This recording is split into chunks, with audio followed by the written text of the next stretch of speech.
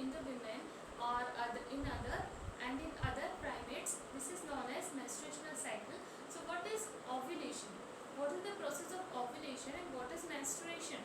So ovulation, it means that there are lots of follicles. It means that there are primordial cells in our ovary, in women's ovary, and they get convert into primary follicle and secondary follicle and tertiary follicle and so on, and finally they get mature.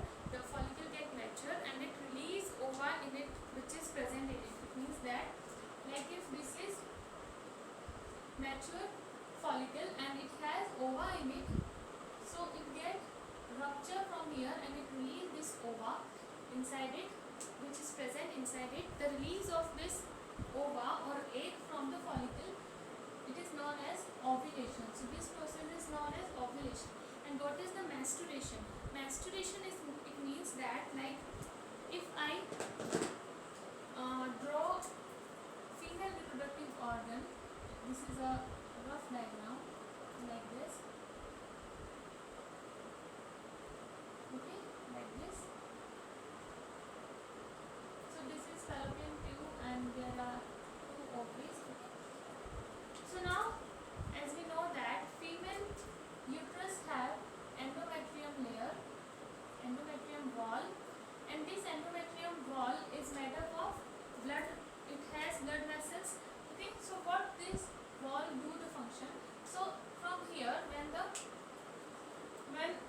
ovulation process occurs and the ova is released from the follicle, that ova comes to the here in the fallopian tube and sperm from the vagina goes to that ova, the sperm from the male, okay, they go to this ova and the ova get fertilized by that sperm, and that time zygote is formed and that zygote comes and implanted in this endometrial valve, okay, it get implanted in that endometrial valve.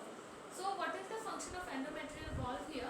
It means that it helps the embryo to get implanted in it. If there is no endometrial valve, and so where the embryo get implanted, okay, it will not be stay in the mother's uterus, okay. So for its staying, it has to get implanted in that endometrial valves, and this endometrial wall help to implantate the zygote inside it. And if there is no pregnancy occurs, no fertilization of that ova by the sperm, only ova is there and there is no fertilization of that ova, so that ova get it means that there is now menstruation cycle occurs. It means that there is a menstruation occurs. It means that this endometrial wall get break down, and as a blood is released by the vagina. It means it is vaginal bleeding. Here the vaginal bleeding when there is no pregnancy, okay, that time the vaginal bleeding occurs and the breakdown of the endometrial wall, because there is no requirement of the endometrial wall because there is no zygote. So this is known as menstruation. So now you get clear about the ovulation and the menstruation. So the process of ovulation and the menstruation in the women and in other primates, it is known as menstruation cycle, okay. So now let's begin about its hormones. So there is hypothalamus. As we know, this is the part of our brain. So hypothalamus secretes a hormone which is known as gonadotropin releasing hormone. This is gonadotropin releasing hormone, GnRH. Okay. Now this gonadotropin releasing hormone acts upon the ovary. Via blood it comes and it secretes two hormones from the ovary, LH and FSH. LH is luteinizing hormone and FSH is follicle stimulating hormone. So what is the function of LH and FSH? FSH stimulate follicle, it stimulates the follicle which is present in the ovary, and LH helps in ovulation. It do the process of ovulation. It means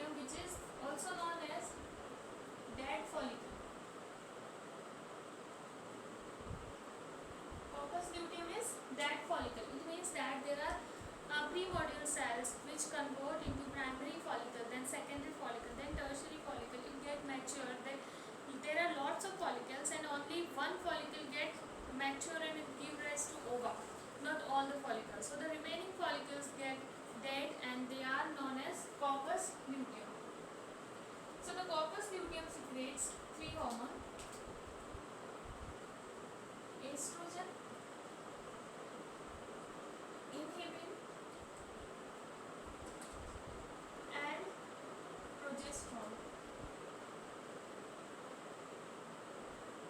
Okay, three hormones are secreted by the corpus luteum: estrogen, inhibin, and progesterone. Okay, so now what are the function of estrogen, inhibin, and progesterone? I will teach you in this graph. So this was the overview of the hormones. Now the regulation of the hormone I will teach you in detail. Now let's begin it. So there are two graphs. First of all, there are days given, and there are common level. There is a common level is given. So now day 0, day 7, day 14, day 21, and day 28, and again the cycle will reverse.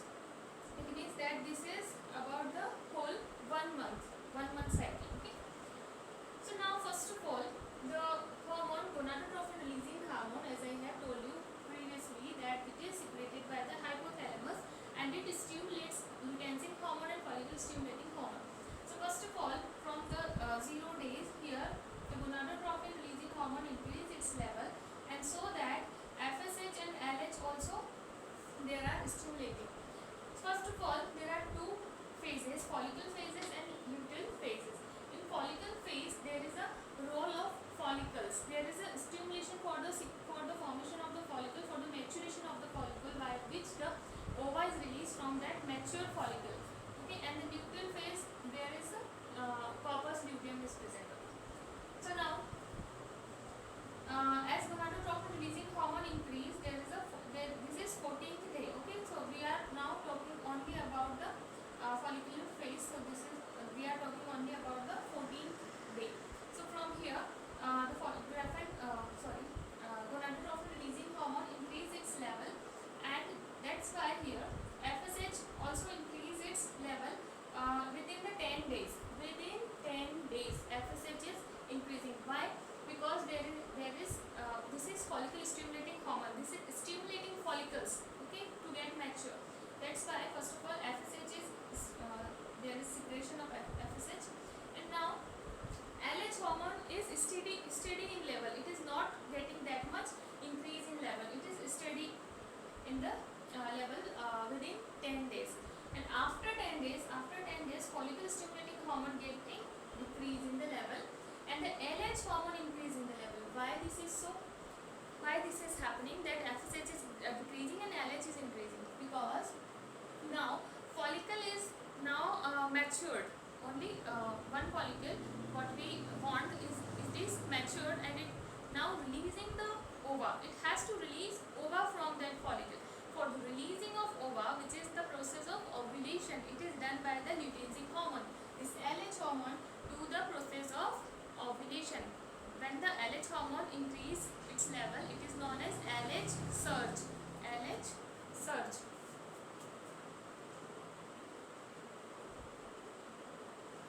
LH surge. Okay. So as the LH level increase, the process of ovulation is going on. So here the ovulation is done in the 14th day. At the 14th day. Now when the ovulation is done, there is no requirement of FSH and LH. There is no requirement of further stimulation of follicle, because there is no follicle now. Okay, after 14 days, so there is no need to ovulate. Okay, so no requirement of gonadotropin releasing hormone. So all of the three hormones get decreased their level after the 14th day. Okay, so now after 28 days, again the cycle will get reversed. Okay, and in this between 0 to 5 days, there is menstruation occurs. It means that vaginal bleeding occurs. So I will give you overview. First of all, you learn about this both the graph. So now in the second graph, as I have told you that follicles are secreting hormone. Follicles are secreting estrogen hormone, and corpus luteum also secreting estrogen, inhibin, and progesterone hormone. So here these both are all the hormones are together working. Okay, so we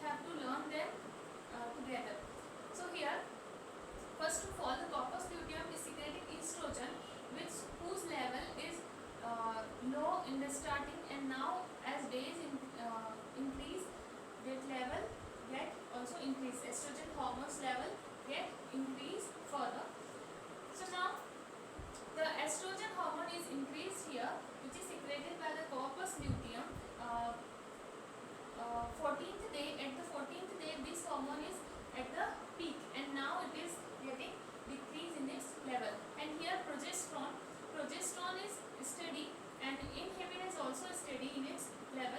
Little bit inhibin is increased here and now then here increase and now decrease. So what is the process of what is the function of progesterone? So that endometrium wall is present in the uterus of the female, which allow to embryonic zygote in it, but if there is no pregnancy, right? So here as the ovulation occurs, so if pregnancy occurs and that ova is converted to the zygote, if zygote is forming, so it required endometrium wall to get embedded in it.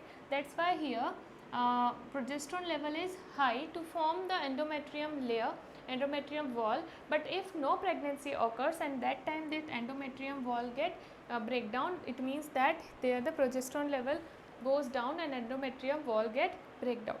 So this is the function of progesterone. And now that's why here progesterone level is steady, because there is no requirement to forming endometrium wall. But here when the ova is released, so there in the luteal phase there is requirement of the endometrium wall. That's why here the progesterone level increase, and after there is no requirement of the wall, that time the progesterone level get decrease and endometrium wall get breakdown. And next, inhibin's level is also steady, and the function of inhibin is to give negative feedback to the FSH hormone. So as the here we require FSH hormone in the follicular phase, that's why inhibin level is not increasing here. As we don't require FSH hormone in the luteal phase, there the inhibin get increase and give negative feedback to the FSH hormone to get inhibit. And now as estrogen hormone, here the estrogen hormone is increasing, which is secreted by the follicle and the dead follicle of the corpus luteum.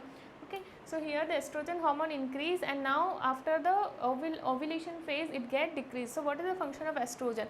So look at here, if the estrogen hormone is in very low concentration, it give the negative, it means that it inhibit the LH hormone, it inhibit the LH hormone. So here you can see that estrogen hormone level is very low in the follicular phase. So it is giving, it is inhibiting LH hormone, because there is no requirement of the luteinizing hormone, because luteinizing hormone is required for the ovulation. So there is no before 10 days, within 10 days there is no requirement of the luteinizing hormone, because there is no ova is here. Now follicle stimulating hormone is playing its role in stimulating follicles to form, to get maturate, and now after the maturation they release their ova. Only one follicle release its ova, and at the 14th day it is known as ovulation. Okay, so here no within 10 days no luteinizing hormone is working. That's why at the low concentration of estrogen it inhibit the LH hormone and it stimulate the FSH. At the low concentration of estrogen it is inhibiting the LH, but it is stimulating the FSH, because here the requirement of the FSH to stimulate the follicles before 10 days.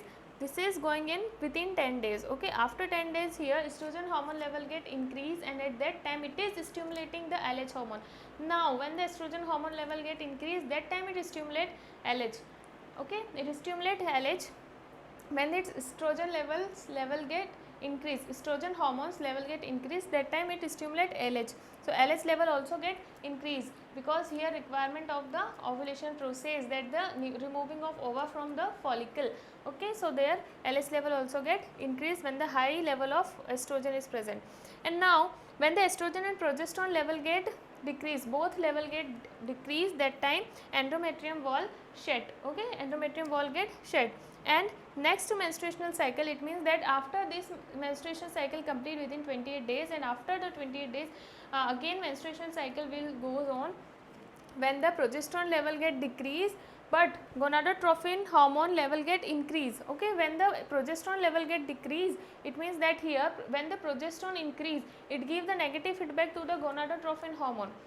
Okay, when the progesterone level get increased, it gives the negative feedback to the gonadotropin hormone. Okay, but when the progesterone level get decreased, it gives the positive feedback to the gonadotropin hormone, and the gonadotropin hormone secretion again start, again FSH LH will secrete. Okay, and at the time of corpus luteum degeneration, when the corpus luteum get degenerate, that time the gonadotropin hormone increases and progesterone level get decreases, and the cycle will again goes on. When the estrogen and progesterone, it means that progesterone level, when the progesterone level goes down, it gives the negative, it means that when the progesterone level goes up, it gives the negative feedback to the gonadotropin hormone. But when the estrogen level goes down and progesterone level goes up, it means that here the estrogen level goes down and progesterone level going up, it suppresses the gonadotropin hormone. And you know that inhibin gives the, when the inhibin level get increased, it give negative feedback to the FSH hormone. So that's all about the hormone and regulation of menstruational cycle in which the hormone and how it get regulate. I have taught you here. So you can go and check the description box for the more videos for the NEET previous year paper solution. You can check the description box and you can get the Telegram link, Instagram link, and the email ID in the description box. And if you like my video, hit the like button and subscribe my channel and share it with your friends, and keep learning. Thank you for watching.